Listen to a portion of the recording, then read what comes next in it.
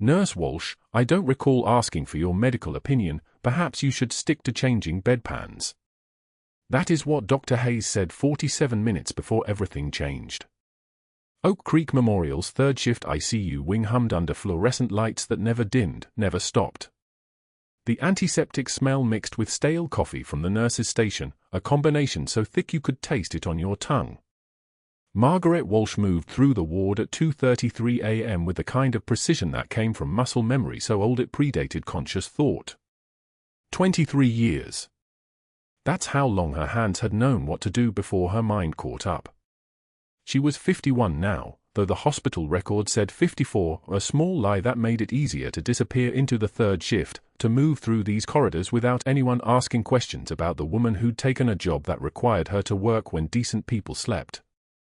In bed 7, an elderly veteran lay with his left leg elevated, the surgical site wrapped in fresh gauze. Margaret adjusted the foredrip with fingers that moved like they were reading Braille, checking the flow rate, the color of the fluid, the tape holding the needle exactly perpendicular to the vein. 3 milliliters per hour. That was her assessment, not something written in anyone's orders. The chart said 5. Dr. Hayes had written it during afternoon rounds, barely glancing at the patient's history, barely listening when Margaret mentioned the man's kidney function was declining.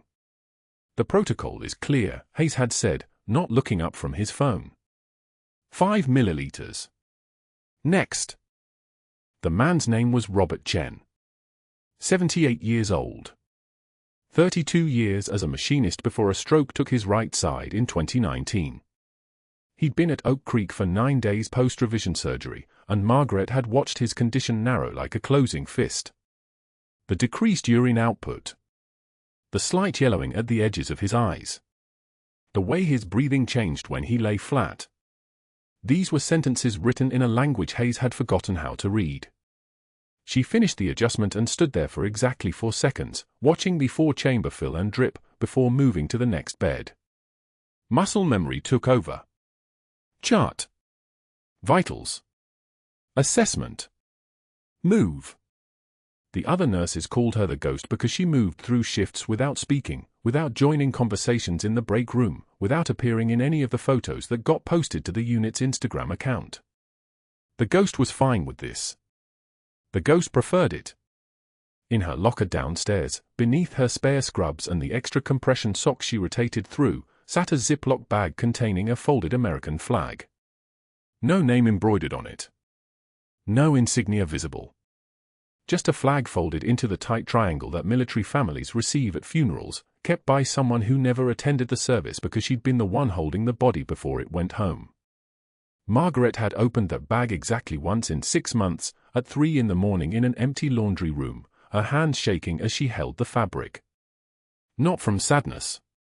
From rage. The trembling wasn't fear. It was restraint. She didn't keep the flag as a memorial. She kept it as evidence. By 4:15 a.m., the ward had settled into the rhythm of deep sleep. Monitors beeped in patterns so consistent they became invisible, white noise that only the trained ear could hear, 3 beeps, pause, 3 beeps, pause. A patient in bed called out something unintelligible, then fell silent again. The ventilator in bed 2 wheezed its mechanical rhythm, the sound like a creature breathing that had learned to breathe a long time ago and never quite remembered how to stop. Margaret sat at the nurse's station updating charts, her handwriting small and precise, each notation a legal record that she'd assessed, evaluated, and made clinical decisions based on what the body in front of her was telling her.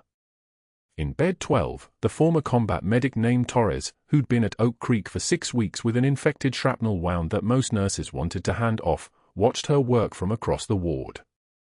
His eyes tracked her movements with the kind of focus that comes from having learned, a long time ago, to notice things that other people missed. When she finally came to check on him at 5:47 a.m., he was waiting. "That closure technique you used on the debridement," Torres said, his voice rough from months of not using it on anything that mattered. "Where'd you learn that?" Margaret didn't look up from his chart. She was checking the infection markers, comparing today's numbers to yesterday's numbers, watching the trajectory of his healing. "My mother was a seamstress," she said. It was the kind of answer that closed conversations. It was also partially true, which made it the best kind of lie. Torres studied her hands as she examined his wound, the fine motor control, the way her fingers moved without hesitation, the calluses in places where seamstresses didn't have calluses. "That's not what I asked you." She met his eyes for exactly 2 seconds. "I know." He didn't push further. He'd learned long ago that some questions weren't actually questions, they were invitations, and people could decline. Margaret rewrapped his wound with gauze and surgical tape, the layers going on in sequence like a prayer being recited from muscle memory. 4 layers. The last one went on smooth as skin. "You're healing well," she said. "Another week and we can start discussing outpatient care." "You'll be the one discussing it?" Torres asked. "Someone will be," Margaret said. The way she said it, flat, distant, final, made Torres understand that whoever did the discussing, it probably wouldn't matter to her. She was here until she wasn't. That was the arrangement she'd made with herself when she'd taken the job 6 months ago. Stay quiet. Do good work. Don't let anyone look too close at who you were. Don't let anyone connect the dots between Margaret Walsh, RN, and the name on her classified clearance that lived in a safe deposit box she paid for using a P.O. box in Austin. Dr. Hayes arrived for morning rounds at 6:15 a.m., which meant he'd woken up, showered, driven from his house in the North Ulm neighborhood, a 6-bedroom colonial on 3 acres that his father-in-law had given him as a wedding gift, and arrived at Oak Creek Memorial looking like he'd slept for 10 hours straight. He was 37, board-certified in emergency medicine, with a medical degree from Johns Hopkins and a personality that suggested he'd never once questioned whether he deserved every good thing that had ever happened to him. His white coat was pressed. His shoes were Italian leather. He carried his phone like it was an extension of his hand, checking it every 30 seconds for emails that probably didn't need checking. Margaret watched him move through the ward without raising her eyes from her charting. He stopped at bed 7. Robert Chen's bed. He glanced at the chart. Hayes didn't read it. He glanced, the way you glance at a building you're about to demolish, and then he looked at Margaret, who was now standing beside him because protocol required the night nurse to present the patients to the day team. "Mr. Chen's renal function is declining," Margaret said quietly. Her voice had a particular quality it reserved for conversations with Hayes, deferential, careful, the way a person spoke when they'd learned that their professional opinion was treated as an inconvenience. BUN is elevated. Creatinine ratio is above normal. I recommended. The protocol is clear. Hayes didn't look at her.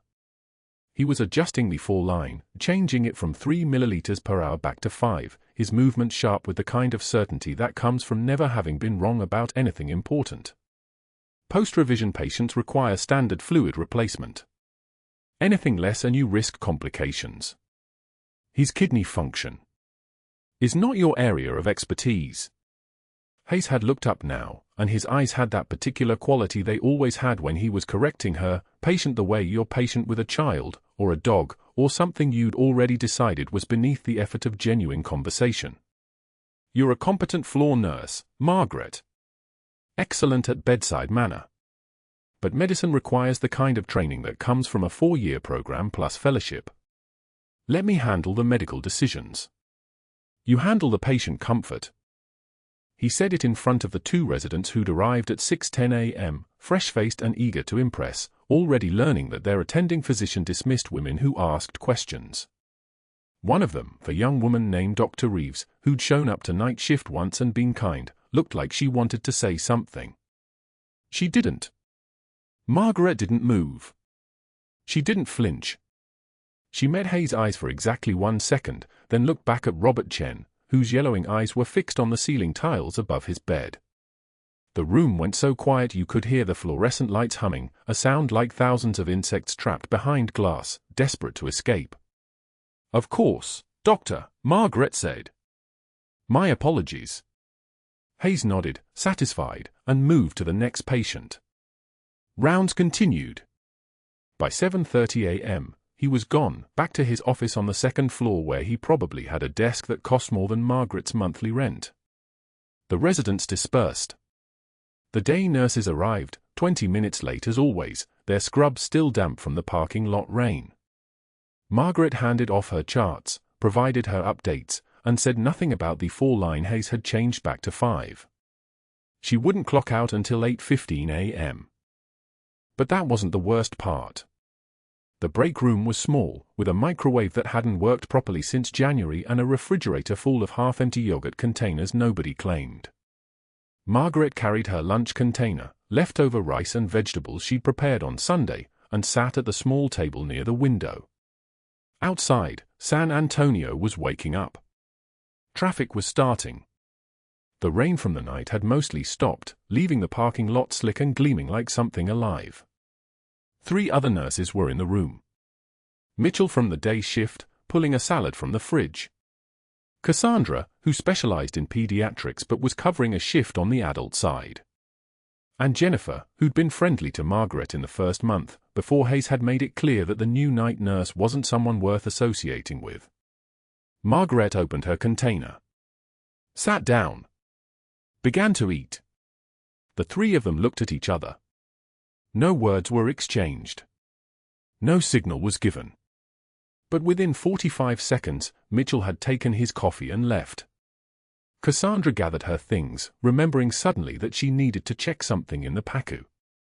Jennifer closed the refrigerator, didn't make eye contact, and followed them out.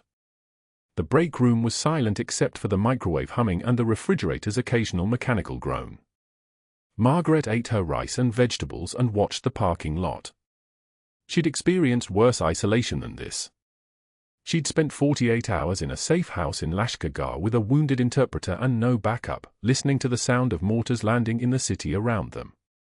She'd stood in a field hospital in Helmand Province while her best friend, call sign Phantom, real name Sarah, was loaded into a body bag after a sniper round found the gap between her plate carrier and her helmet. She'd walked away from that life because she couldn't carry it anymore.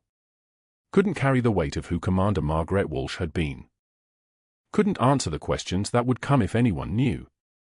So she ate her rice and vegetables in an empty break room at Oak Creek Memorial in San Antonio, Texas, and told herself that this was fine. That hiding was fine. That being invisible was a choice she'd made and could live with. That a job nobody else wanted, in a hospital nobody paid attention to, under a name that had no history and no record was exactly what she deserved. She had no idea that in 47 minutes, a young Marine in Bed 7, no, that was wrong, Bed 7 was Chen, this was a different Marine, younger, more acute, would begin screaming. She had no idea that Dr. Hayes would be in the administrative office when it happened, reviewing some memo that didn't matter. She had no idea that the next decision she made would either end careers or end with hers being ended. Margaret finished her lunch, rinsed her container, and clocked out. The parking lot was drying in the early morning heat that San Antonio reserved for late August. She walked to her motorcycle, a 2019 Harley-Davidson that she'd bought used and paid for in cash, parked in the corner of the lot where nobody would notice it, and sat on the seat for exactly 30 seconds before putting on her helmet. Nobody saw her leave. That was the last thing that would be true for a very long time. The write-up went on the unit board at 7:43 a.m. on a Tuesday, laminated and official, positioned directly beneath the staff schedule where every nurse on rotation would pass it. Margaret didn't see it until her rounds, when Torres called out from his wheelchair, "Walsh, you need to see something." The paper was still crisp, the ink still wet enough to smell faintly of toner and institutional authority. Written warning, Margaret Walsh, insubordination and outdated practices, final warning before termination review. The formal letterhead of Oak Creek Memorial Hospital was printed at the top. Dr. Hayes' signature was underneath, meticulous and condescending as his voice. Margaret stood reading it for a full minute. 60 seconds. Long enough for 3 nurses to walk past and deliberately look away. Long enough for a resident to stop, read it, then quickly move on. Long enough for the hallway fluorescent lights to buzz their mechanical complaint overhead.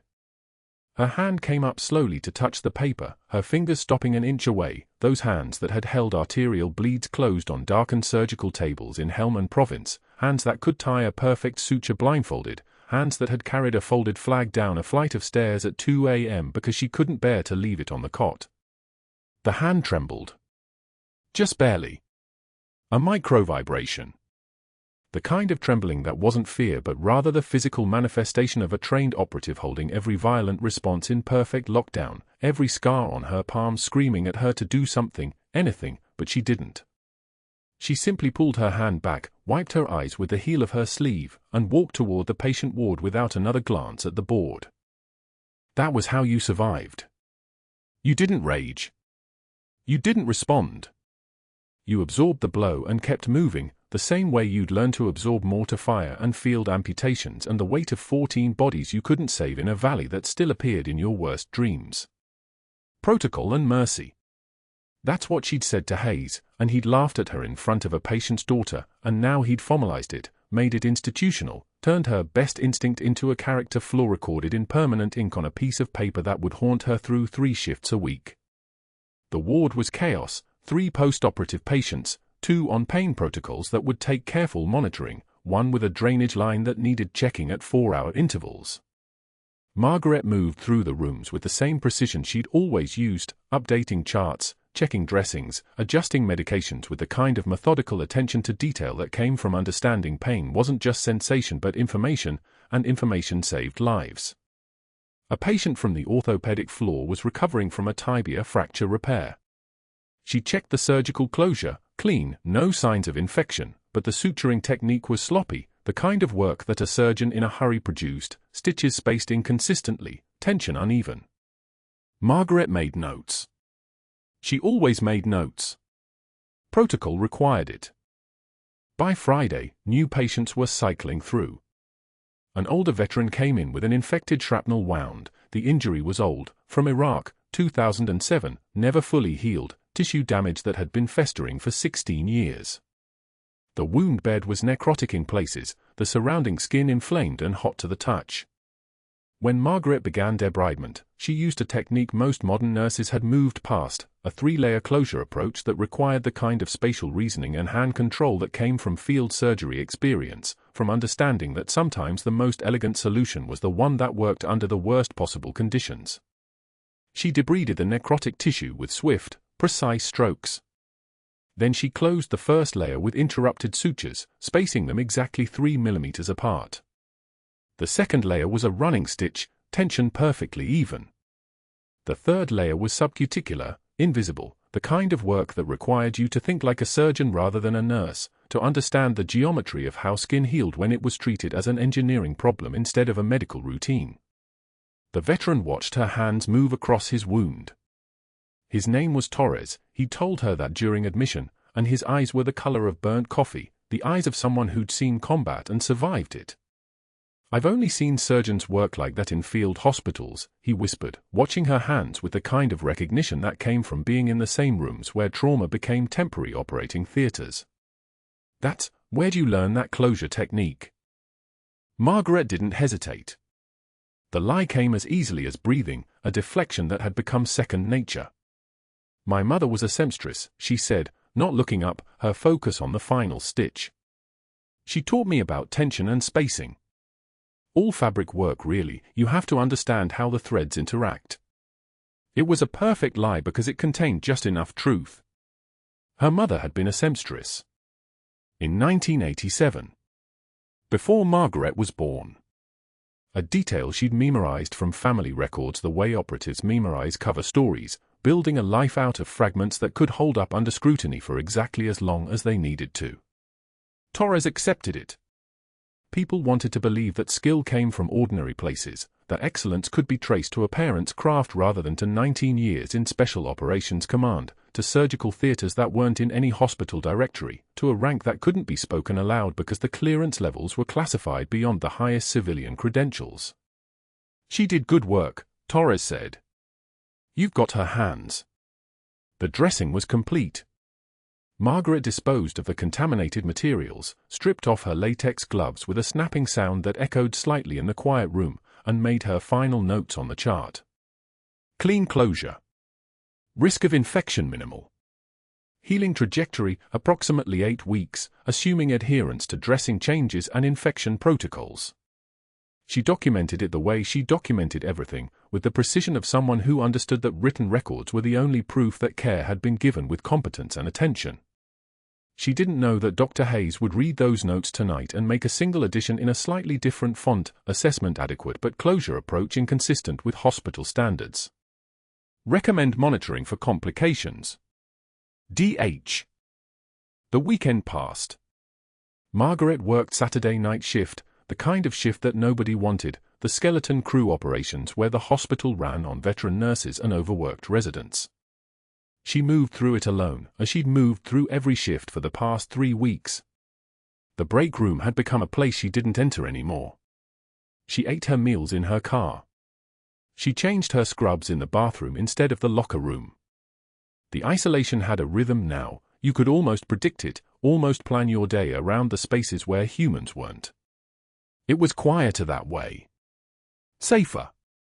The kind of quiet that came before something broke. By Monday morning, Hayes had escalated. A new memo was posted on the staff board, this one addressing wound care protocols hospital-wide, citing current evidence-based practice standards and recommending against unconventional closure techniques that fall outside established guidelines. He didn't mention Margaret by name, but every nurse on rotation knew. Every resident understood. The message was institutional now, formalized, removed from personal vendetta and reframed as medical protocol. That was the genius of it. He wasn't attacking her competence anymore. He was simply establishing that her methods were outdated, that modern medicine had moved beyond what she'd been trained to do, that her experience wasn't an asset but a liability. Margaret read it standing in the hallway, this time without allowing her hand to shake at all. She committed the memo to memory, date, time, the specific language he'd used, and filed it away in the same mental architecture that had allowed her to memorize classified briefing documents and coordinate logistics for operations that would never appear in historical records. Then she turned and walked toward the patient ward again, her shoes making quiet sounds against the tile floor, each step measured and controlled like a countdown toward something she couldn't quite name. In his office 3 floors above, Dr. Hayes was making phone calls. First to the chief of surgery, expressing concern about an aging nurse with potentially outdated training compromising patient outcomes. Then to HR, requesting a formal performance review be initiated. Then to scheduling, ensuring that Margaret's next 2 weeks of assignments would place her on the overnight shift rotation, the graveyard hours when supervision was minimal and mistakes were easier to document. His power moved through the hospital's infrastructure like poison in a bloodstream, institutional, systematic, and nearly impossible to trace to a single source. He was building his case with the methodical precision of someone who understood that careers could be dismantled not through direct confrontation but through the slow accumulation of documented concerns, each one reasonable by itself, each one catastrophic in combination. The following Tuesday, Margaret's stable patients, the ones who had started requesting her specifically, the ones whose families thanked her at shift change, were reassigned. A diabetic with complications that required monitoring.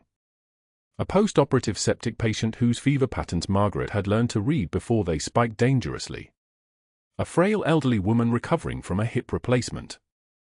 All of them transferred to younger nurses who were competent but not careful, who followed protocol without understanding the terrain underneath it, who documented appropriately but didn't anticipate the small deteriorations that came before major crises. Within 5 days, one of them developed an infection that should have been caught during the first shift assessment. Torres watched all of it happen. He was still in recovery, his wound closing beautifully, his mobility increasing, and he understood what was happening because he'd seen it before, not in hospitals but in military hierarchies, where experienced soldiers were pushed out not because they were incompetent but because they represented something that threatened the command structure's authority. On Wednesday morning, he rolled his wheelchair out into the hallway and found Hayes passing through on rounds. That infection on bed 12, Torres said. Walsh called it 3 days before it showed up. Hayes smiled the way a shark smiles, all teeth, no warmth. I appreciate your concern, but nursing competence isn't determined by patient preference.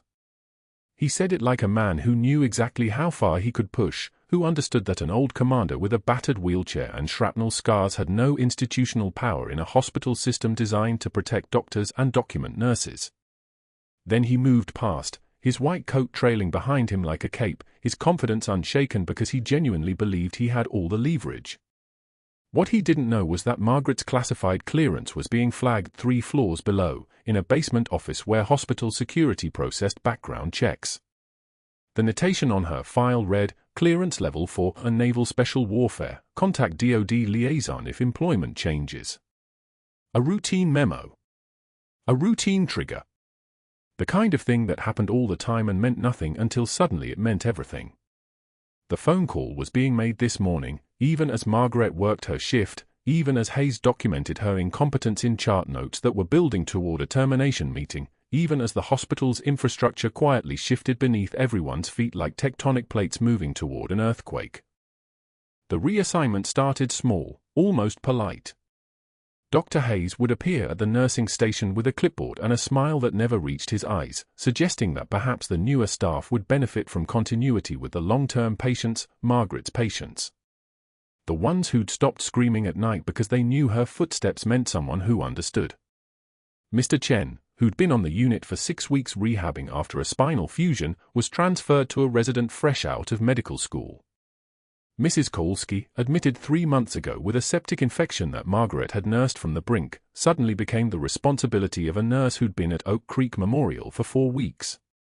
The moves were documented, reasonable on paper, devastating in practice. Margaret watched her people being redistributed like furniture, their trust in her care being systematically dismantled by administrative necessity. Hayes did it with the precision of someone who understood that the quietest way to destroy someone was to remove what made them matter. The moment that tightened the noose came during rounds on a Tuesday morning.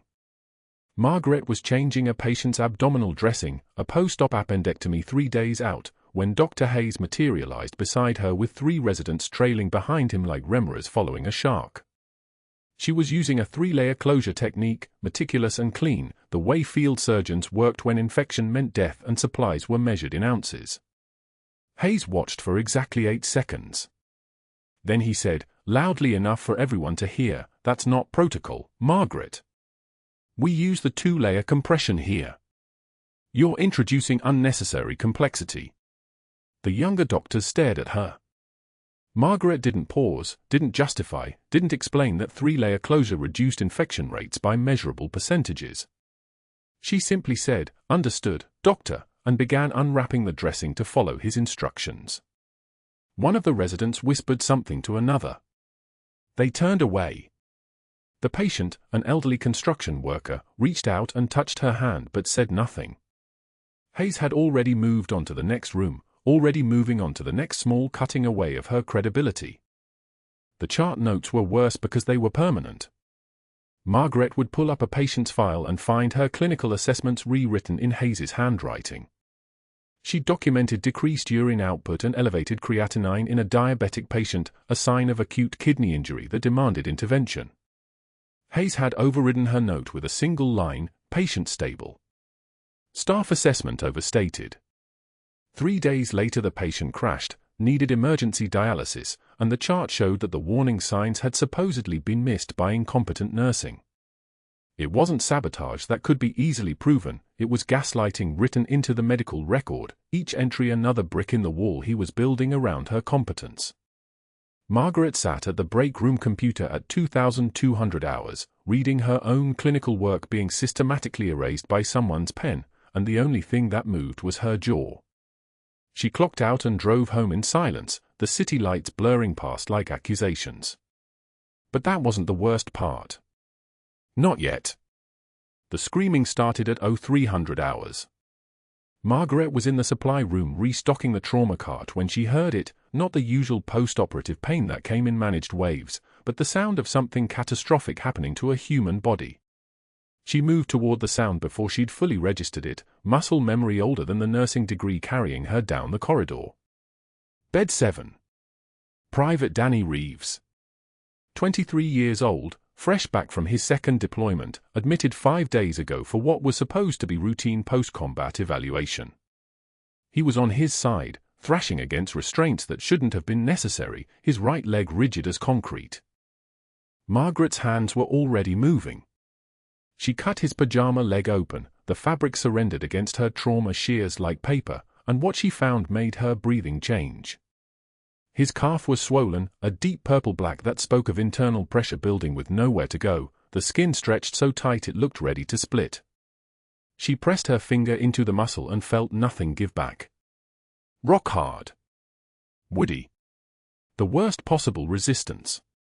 Compartment syndrome. The pressure inside the fascial compartments was crushing the muscle, killing the tissue, strangling the blood supply. She ran the assessment in 30 seconds. Capillary refill dead, the tissue wasn't getting oxygen. Pain out of proportion to the visible injury, which meant the muscles were already dying. The classic tetrad.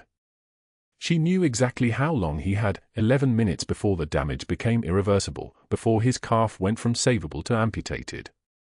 When did this start? She asked the night nurse, already moving to the phone. I don't know, maybe 20 minutes ago? I paged for a doctor like an hour before that because he was complaining about pressure. Get me the code cart next to bed 3. Margaret was dialing Dr. Hayes' extension, watching the numbers on her watch flip forward like a timer. The line rang twice. 4 times. 6. Straight to his voicemail. She hung up and called again. And again. The front desk answered on the 4th attempt. Is Dr. Hayes in the hospital? Silence. Then, quietly, he's not answering his pages. Margaret. She called his personal cell. Voicemail.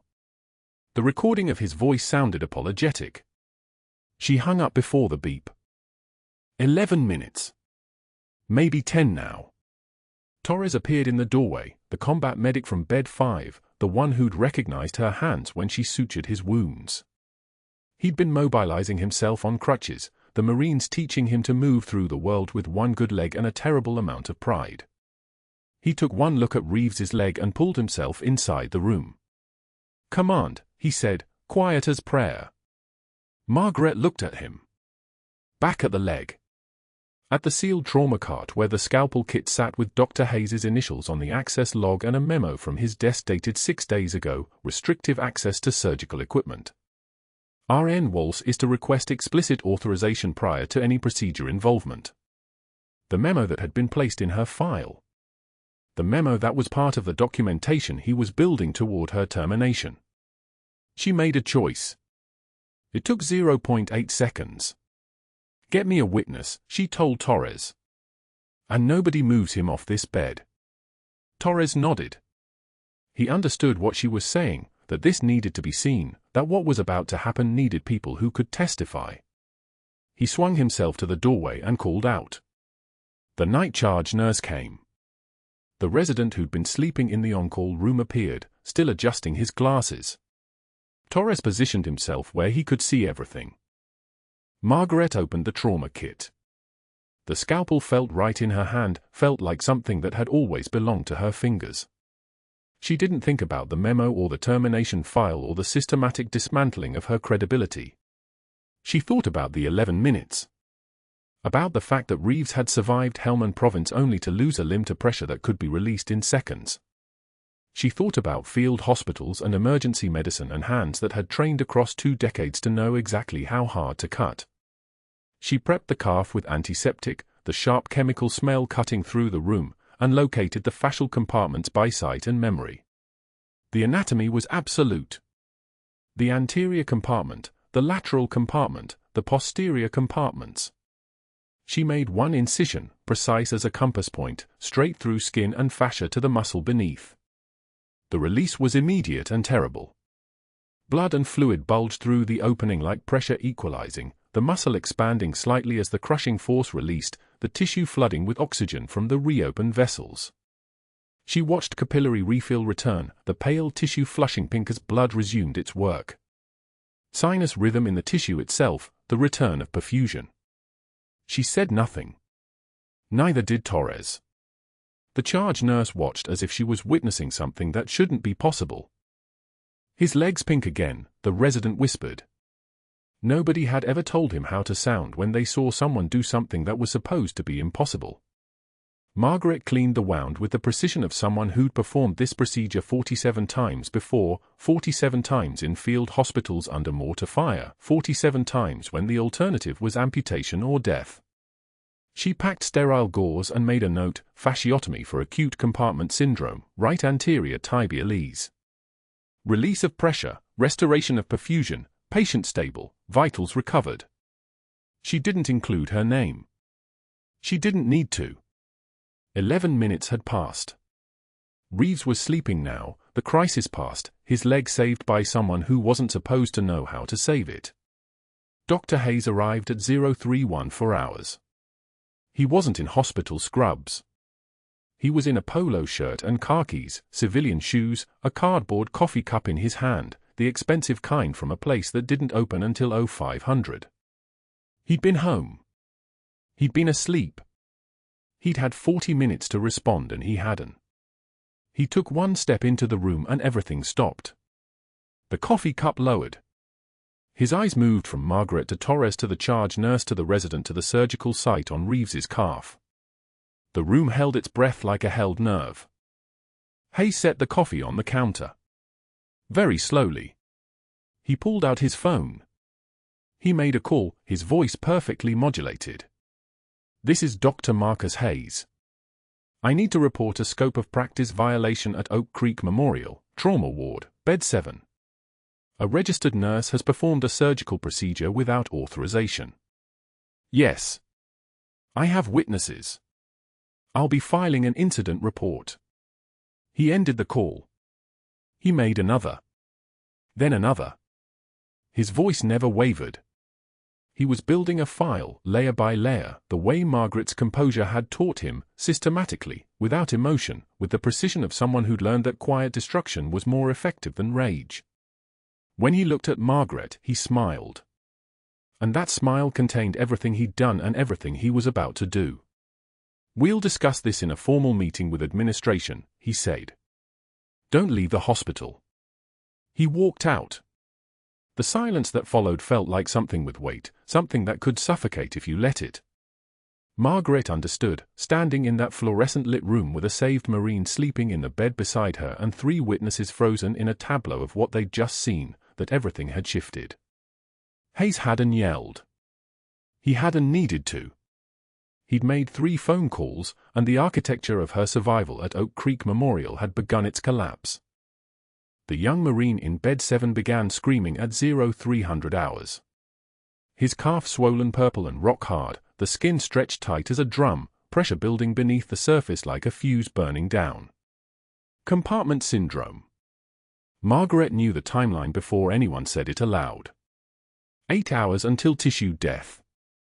6 hours until permanent disability. 4 hours until amputation became the only option. Dr. Hayes wasn't answering his page. The on-call resident stood frozen at the bedside, checking the ultrasound screen twice as if the images might change. They wouldn't. The pressure inside Private Reeves's lower leg was climbing past 60 millimeters of mercury, and every minute counted like a timer running backward on a bomb nobody else seemed to see. Margaret didn't wait.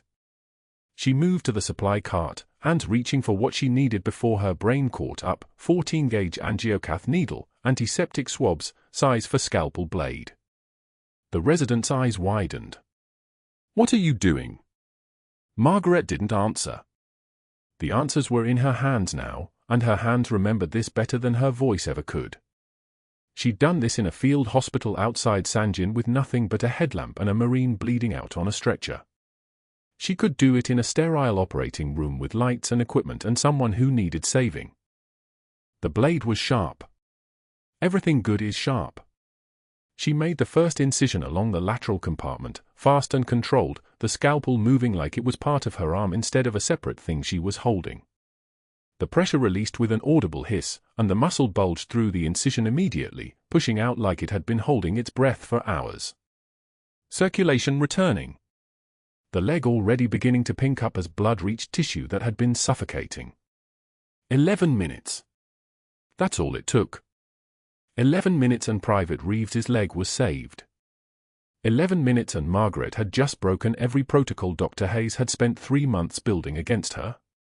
The phone call came at 03:17. Hayes's voice was strange when he arrived, not angry. Calm. A different kind of dangerous. He stood in the doorway of Reeves's room, looking at the fasciotomy closure, the leg swelling normally now instead of the purple death march it had been heading toward. Hayes didn't raise his voice. Instead, he excused himself, stepped into the hallway, and made 3 phone calls to hospital administration, his tone perfectly modulated, each word placed with the precision of someone laying down legal documents. Margaret heard him through the cracked door. Yes, the nurse performed an unauthorized surgical procedure. No, I was not consulted. I need this documented. I'm pulling her personnel file right now. The second call went to the chief of surgery. The third went to hospital legal. By the time Margaret finished the post-procedure wound dressing, she knew without being told that the axe had already fallen. Hayes had moved with the kind of methodical competence that meant he'd been planning this moment since the day she walked through Oak Creek's doors. The phone calls were just the match.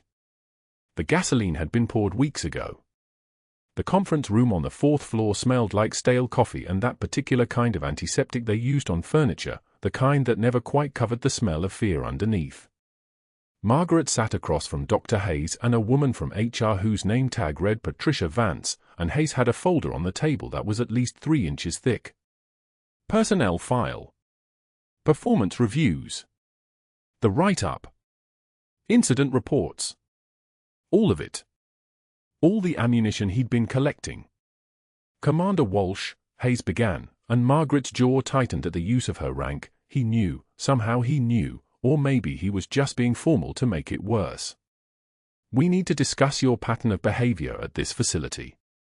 Specifically, your pattern of overstepping scope of practice, repeated insubordination, and most recently, performing an unauthorized surgical procedure without physician oversight. Margaret opened her mouth. The delay would have cost him his leg. Hayes slid the termination letter across the table before she could finish the sentence. The paper moved like a playing card in a magician's trick, and the magician's smile was perfectly controlled. The decision is final. Security will escort you to collect your belongings. We'll need your badge and your keys. You have 20 minutes. Patricia Vance from HR didn't look at her. Nobody looked at her. That was the thing about professional demolition, it was so clean. No yelling.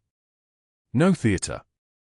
Just a letter on a table and a door closing and the sudden realization that the small refuge you'd built over the past 18 months had been made of paper the whole time. Margaret stood up. She didn't argue. She didn't fight. She simply gathered the termination letter and walked out of the conference room into a hallway that suddenly felt wider than it should have been, like all the air had been sucked out and replaced with something thin and unusable.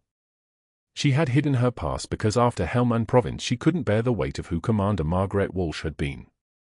Couldn't answer questions about the 15 lives she'd saved or the one she couldn't. Couldn't accept gratitude that felt like accusation disguised as thanks.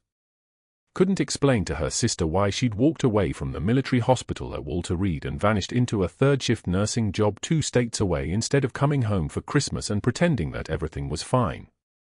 The PTSD had come first, then the shaking hands, then the supply closet episodes when the sound of helicopters triggered something in her nervous system that believed she was back in Helmand, dust everywhere, rounds incoming, Corporal Jennifer Raines's blood on her hands. Oak Creek Memorial had been supposed to be the quiet place. The place where nobody knew what those hands had done. The place where she could fold bandages instead of flags and call herself recovered. Now even that small lie was gone. She went to the basement laundry room at 2300 hours because that's where people didn't go, where the fluorescent lights buzzed and flickered and cast everything in a sickly pale blue that made the world look like it was underwater. The hospital scrubs were in a canvas bin, 3 pairs, dark blue with the Oak Creek Memorial logo embroidered small and professional on the chest. Margaret pulled them out one at a time and began folding them with the same precision she had once used folding Corporal Jennifer Raines's flag. Thirds. Military corners. Tight enough that the fabric made small snapping sounds as she creased each fold. Jennifer had been her best friend and her field medic, which meant Jennifer had been the person holding the bleeding while Margaret held the lives. Jennifer had died on a Tuesday morning in the Jolland district when an IED took out her HMMWV, and Margaret had been 3 kilometers away extracting wounded under fire, and by the time she got back to base the body was already in a flag drape and there was no emergency to manage, just a folded rectangle and the terrible geometry of loss. Margaret folded the last scrub and then reached for her name badge hanging on the locker door, Margaret Walsh, RN, Oak Creek Memorial, the photograph from 2 years ago when she still thought she could bury what she'd been under layers of civilian identity and quiet work. She held the badge for a moment, feeling its weight, the plastic warm from hanging in the hospital heat all day. Then she walked to the return bin, the industrial plastic container that smelled like bleach and other people's discarded uniforms, and she dropped the name tag in. It clattered against the metal sides like a door closing on the last room she had left. She sat down on the concrete floor and for the first time in 6 years, she cried. Not the quick tears of stress or frustration, but the deep, bone-breaking kind of crying that comes from understanding that you've lost the last place where you were allowed to be invisible. The fluorescent lights hummed overhead like they were sorry for what they were seeing. Her hands, scarred and steady in surgery, shook against her face. 3 days later, hospital security flagged her classified clearance during a routine background check. The notation traveled up channels the way such notations do, reaching a defense operations liaison at JSOC Task Force headquarters who made a phone call to a brigadier general named Marcus Cole, the kind of general whose presence made air pressure change in a room, the kind of general who didn't wait for permission or proper protocol when it came to his people. At 1100 hours, Cole arrived at Oak Creek Memorial in dress uniform, and the lobby, the main lobby where staff and patients and visitors moved in their ordinary rhythms, became the place where everything broke open. The lobby of Oak Creek Memorial fell silent the way hospitals rarely do, not the quiet of sleeping patients or midnight shifts, but the kind of silence that happens when the world pauses to recalibrate. General Marcus Cole stood at the center of it, dress uniform pressed sharp enough to cut, the fabric holding the weight of 2 decades of command. Behind him, 2 junior officers in dress blues. The morning shift had stopped moving. A mother with a sick child froze mid-stride. A resident physician's coffee cup hung suspended halfway to his lips. The air itself seemed to hold its breath. Dr. Hayes had been accepting congratulations from the chief of staff near the information desk, his voice still carrying that particular smugness of a man who'd just eliminated a problem. He'd engineered it perfectly, the incident report filed, the credentials review conducted with surgical precision, the termination letter signed in triplicate. He was already planning his next appointment, already imagining the relief of the unit without her disrupting his authority. He turned toward the elevators and saw the general. His expression shifted from satisfaction to confusion in the space of a heartbeat. Private Danny Reeves rolled his wheelchair forward from where he'd been waiting on a bench, his left leg, the saved leg, the one Margaret's hands had given back to him, extending in front of him as he moved. He was still in his dress uniform, still had the bearing of a Marine even seated, even with the visible scars mapping the story of what should have been an amputation. "That's Phantom," he said, his voice steady and clear. The words hung in the air like a recognition, like an unveiling. He wasn't pointing at Margaret. He was identifying her. Calling her by the name that only people who'd been there could know. A security guard, older, grizzled, someone who'd worked the night shifts long enough to recognize exhaustion and competence when he saw them, snapped to attention beside the information desk. His posture shifted from civilian slouch to military bearing in an instant. "Commander on deck," he said, his voice cracking with something that sounded like reverence, like grief, like the sound of a man recognizing someone he'd thought was lost. The crack in his voice was the sound of 7 years of wondering if she'd survived, and the answer arriving all at once. General Cole opened a leather folder, the kind used for official records, for documents that traveled between JSOC and the Pentagon and classified briefing rooms. His eyes moved across the pages with the careful attention of a man reading a citation. "Commander Margaret Walsh," he began, his voice level and authoritative, Special Forces Command, Helmand Province, 2009 through 2016. Bronze Star for Valor, 2011. He paused. A reaction rippled through the gathered staff, mouths opening, foreheads furrowing. Bronze Star, 2013, for field medicine performed under sustained mortar fire. Another pause. The silence deepened. Silver Star, 2014, for leading a medical extraction during a Taliban ambush. Hayes's face was draining of color, his jaw working without sound. 2 Purple Hearts. 2010 and 2012. Cole turned a page. And the Navy Cross, 2016, for extracting 12 wounded personnel under continuous fire from a hardened position, maintaining clinic operations while taking rounds through the operating tent, refusing evacuation until the last soldier was secured. The room wasn't just silent anymore. It was petrified. It was a landscape of shame, 50 people frozen in the moment of understanding what they didn't know, what they'd judged, what they'd isolated and belittled and written up and fired. Private Reeves pulled a folded flag from his lap, the flag Margaret kept in her locker without names, without insignia, without any marking that would make it speak. It was the flag, the one that had come home in a box, the one that belonged to Corporal Jennifer Rains, whose name Margaret couldn't say out loud without her voice breaking, whose memory she carried in the precise way she folded her scrubs at midnight. "This is Corporal Jennifer Rains," Reeves said, holding the flag with both hands like an offering, like testimony. "She died 6 days after this one saved my leg. Phantom carried her back. Alone. While taking fire." General Cole turned to Dr. Hayes with the kind of slow, deliberate movement that made clear the scope of what was about to be said. When he spoke, his voice sounded like grinding glass, like something essential breaking under pressure. "I need you to understand something, Dr. Hayes. Do you comprehend what you've done? Do you grasp who you've just terminated?" Hayes tried to form words. His mouth opened and closed. No sound emerged. "You fired the most decorated trauma surgeon in naval special warfare history," Cole said. "A woman who saved more lives in a war zone than you've seen in your entire career. A woman whose hands held her friend while that friend bled out, and then came here to work third shift because she couldn't bear the weight of what those hands had done." Cole closed the folder. "And you did it because your authority felt threatened." The silence lasted exactly 10 full seconds. The camera mounted on a patient's phone, held by a visitor in the waiting area, activated for what they thought would be a routine recording, captured every second of it. They captured Hayes's face draining white. They captured the general's expression, cold and precise. They captured Margaret standing in the background, her posture unchanged, her face a mask of composure, while a private held her dead friend's flag and a guard stood at attention like a door opening to another world. The phone continued recording as the video began uploading automatically to a cloud drive, then to a social media platform, then into the waiting hands of 2.3 million people by midnight. The freeze frame that would become iconic was Hayes's face, not angry, not defensive, but caught mid-sneer, the particular expression of someone whose contempt had been his constant, his armor, his shield. Behind him, Margaret's silhouette. The flag visible. The general mid-word. It was the image that made people stop scrolling.